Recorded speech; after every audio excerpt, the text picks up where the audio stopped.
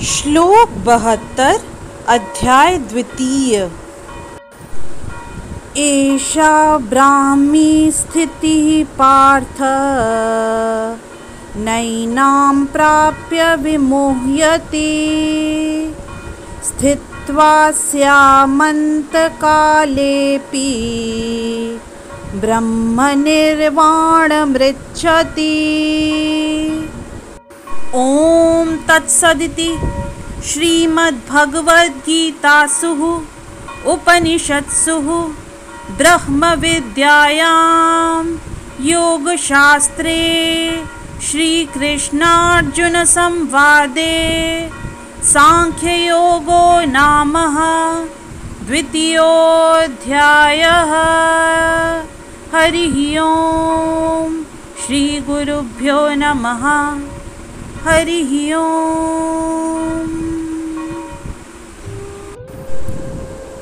इस श्लोक में श्री कृष्ण अर्जुन को कहते हैं, यह आध्यात्मिक तथा ईश्वरीय जीवन का पथ है जिसे प्राप्त करके मनुष्य मोहित नहीं होता।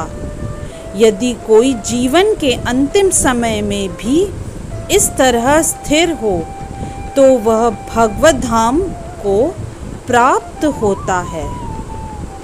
यदि इस श्लोक का विस्तार करें तो मनुष्य कृष्ण भावनामृत या दिव्य जीवन को एक क्षण में प्राप्त कर सकता है और हो सकता है कि उसे लाखों जन्मों के बाद भी प्राप्त न हो।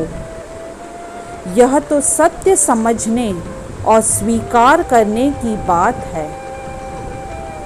खटवांग महाराज ने अपनी मृत्यु के कुछ मिनट पूर्व कृष्ण के शरणागत होकर ऐसी जीवन अवस्था प्राप्त कर ली।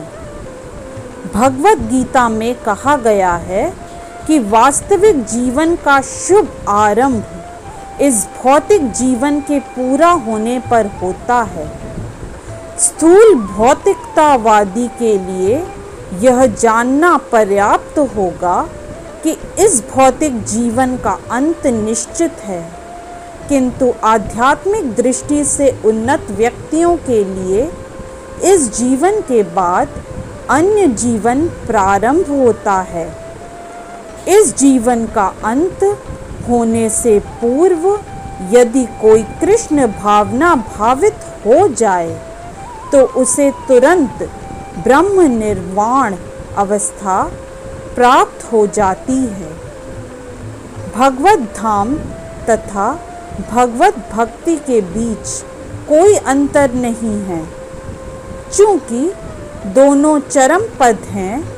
अतः भगवान की दिव्य प्रेमी भक्ति में व्यस्त रहने का अर्थ है भगवत धाम को प्राप्त करना।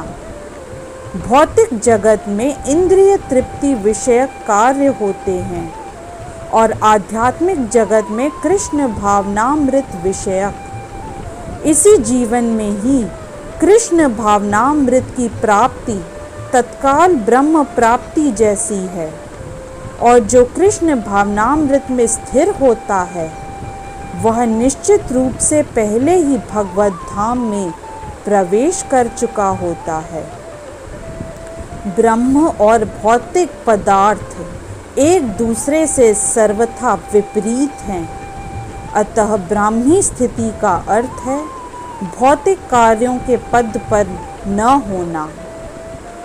भगवत गीता में भगवत भक्ति को मुक्त अवस्था माना गया है। इस प्रकार श्रीमद् भगवत गीता के द्वितीय अध्याय गीता का सार का भक्ति वेदांत तात्पर्य पूर्ण हुआ। जय श्री कृष्णा।